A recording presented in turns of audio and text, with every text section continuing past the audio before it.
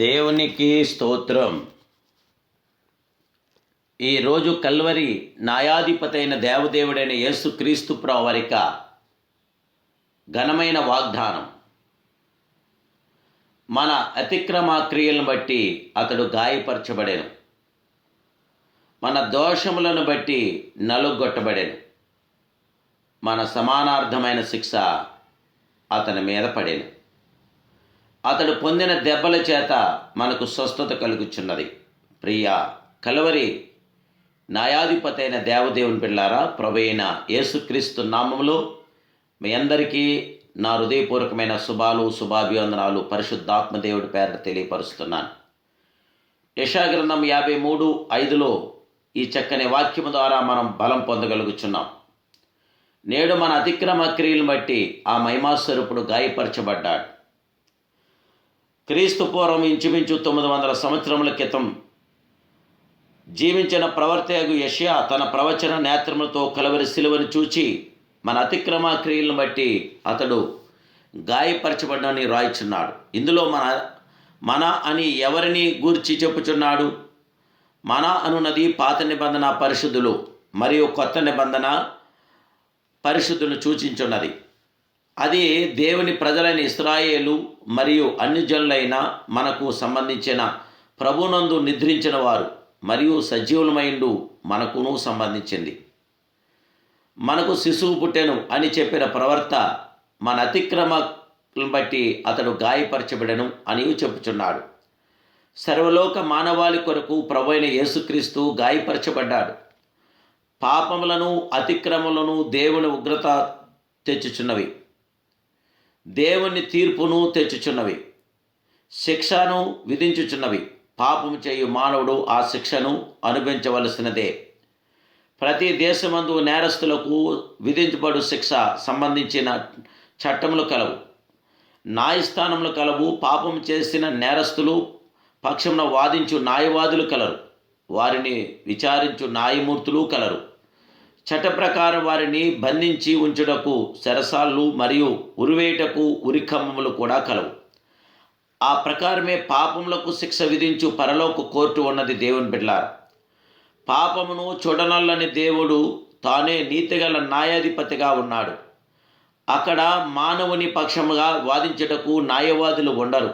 వారి సొంత మనస్సాక్షియే వారిని గూర్చి సాక్ష్యమిచ్చుచున్నది. పాపమునకు విధింపబడు శిక్షను గూర్చి పరిశుద్ధ గ్రంథం స్పష్టంగా తెలియపరుస్తుంది. పాపం వల్ల వచ్చు జీతము మరణమని రోమా 6:26 తెలియపరుస్తుంది. పాపము చేయువాడే మరణం నొందును యెహెజ్కేలు గ్రంథం 18:20 తెలియపరుస్తుంది. పాపం వలన ఇహమందును వేదన, మరణము తదుపరి జీవితంలోనూ నిత్యమైన వేదన, దాన్ని పాతాళమందు కటిక చీకట్లో అగ్నిగంధంలో మండు గుండములో అనుభవించవలసి ఉంటుందని దేవుని వాక్యం తెలియపరుస్తుంది. ఆజ్ఞాతిక్రమమే పాపం, మనస్సాక్షికి విరోధముగా నడుచుటియే పాపం, ధర్మశాస్త్రోపదేశమునకు విధేయులవుటియే పాపము, అవిధేయులవుటియే పాపము. పాపము అపవాది ద్వారా లోకంలోనికి వచ్చింది. అపవాది ఒక దొంగవాణ్ణి వలేనున్నది. దొంగతనం చేయుటకును, హత్య చేయుటకును, నాశనం చేయుటకును వచ్చిన కానీ మరి దేనికిని వాడు రాడు. ఆది నుండి అపవాది నరహంతకుడే, దొంగవాడై అపవాది మనకు దేవునికిని మధ్య గల సహవాసము దొంగిలించుచున్నాడు, సంతోషమును దొంగిలించుచున్నాడు, సమాధానమును దొంగిలించుచున్నాడు, సంతృప్తిని దొంగిలించుచున్నాడు. పాపం యొక్క ఫలితము ఎంతో భయంకరమైనది. ఎవరికి శ్రమ, ఎవరికి దుఃఖము, ఎవరికి జగడములు, ఎవరికి చింత, ఎవరికి హేతువు లేని గాయములు, ఎవరికి మంద దృష్టి. దేవుని బిడ్డలారా, అవును, పాపము మానవుని గాయపరచుచున్నది, మచ్చలను కలుగు చేయుచున్నది. ఒక పాపికి మరో పాపి సహాయపడలేడు. గుడ్డివాడు గుడ్డివానికి త్రోవ చూపుట సాధ్యము కాదు.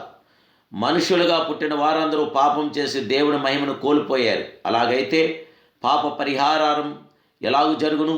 ఎడ్లేకయు మేకలేక రక్తం పాపములు తీసివేయట అసాధ్యమని దేవుడి వాక్యం తెలియపరుస్తుంది. పరలోకం వైపు చూడండి, నేను పరిశుద్ధునైన ప్రకారం మీరును పరిశుద్ధులై ఉండండి అని చెప్పుచున్న ప్రభు స్వరమును ఆలకించండి. దేవదూతలందరూ పరిశుద్ధుడు పరిశుద్ధుడు పరిశుద్ధుని కొనియాడుచున్నారు.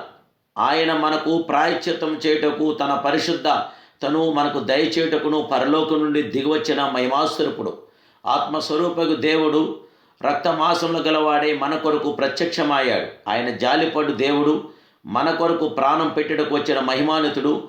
ఆయన మంచి కాపరి, తన గొర్రెల కొరకు ప్రాణం పెట్టడం మహిమోన్నతుడై లోక పాపములు మోసుకొని పోవు దేవుని గొర్రె పిల్ల ఆయనే. పాపులను రక్షించడకు క్రీస్తు యేసు ఈ లోకమునకు వచ్చాడు. యేసు రక్తం ప్రతి పాపము నుండి మనల్ని పవిత్రపరుస్తుంది. దేవుని పిల్ల మన అతిక్రమ క్రియలను బట్టి ఆయన గాయపరిచాడు అనున్నది నిజం. సిలువలో చిందిన రక్తం ద్వారా పాప క్షమాపణ, రక్షణానందం, మన పాపములకు పరిహారం కలుగుచున్నది. దైవిక సమాధానం మన హృదయమును నింపుచున్నది. జీవగల దేవుని బిడ్డలారా, ఇప్పుడే జీవగల దేవుడితోటి మీ హృదయాలు ఎత్తి, మీ ఆలోచనలు ఎత్తి, మీ ఉద్దేశాలు ఎత్తి దేవునితో తిరిగి స్తుతించి ప్రార్థించండి. గొప్ప ప్రతిఫలం పొందండి. యేసు రక్తం ద్వారా గొప్ప జయం పొందండి. ప్రభు మీ పక్షాన సంపూర్ణమైన కార్యం జరిగించును గాక. ప్రార్థన. సర్వశక్తి సంపన్నుడు, సర్వాధికారి, సర్వోన్నతుడైన మా ప్రియ కల్వరి న్యాయాధిపతి, అయ్యా, ఇచ్చిన సమయాన్ని బట్టి మీకు స్తోత్రాలు, ఇచ్చిన వాగ్దానం బట్టి మీకు కోటి కోటి స్తోత్రాలు. దేవా, నీ కుమారుడైన యేసుక్రీస్తు ప్రభువు శిలువ రక్తం ద్వారా మాకు జయ విజయాలు దయచేయని పరిశుద్ధాత్మడా, నమ్మదగిన వాడు నీవే నైనా, ఎంతైనా నమ్మదగిన మహాదేవుడు నీవు. అయ్యా పరిశుద్ధుడా, పరిశుద్ధాత్మడా, నైనా మా అతిక్రమ క్రియలను బట్టి మీరు గాయపరచబడ్డారు న్యాయమూర్తి. మా దోషములను బట్టి మీరు నలగొట్టబడ్డారు దయ్యా. మా సమాధానార్థమైన శిక్ష మీరు పొందారు తండ్రి. మీరు పొందిన దెబ్బల చేత మాకు స్వస్థిస్తున్నారు కనుక ఈ సమయంలో మీ సంపూర్ణమైన స్వస్థతతో మమ్మల్ని నింపి, మమ్మల్ని బలపరిచి, మాకు ఆయుధార్గం జయ విజయం నీ పిల్లలుగా మాకు ముద్ర వేసి శత్రు బలవంతుడి మీద మాకు విజయాన్ని ఇవ్వమని యేసు నామములో ప్రార్థిస్తున్నాను కన్న తండ్రి. ఆమేన్, ఆమేన్, ఆమేన్. May God bless you.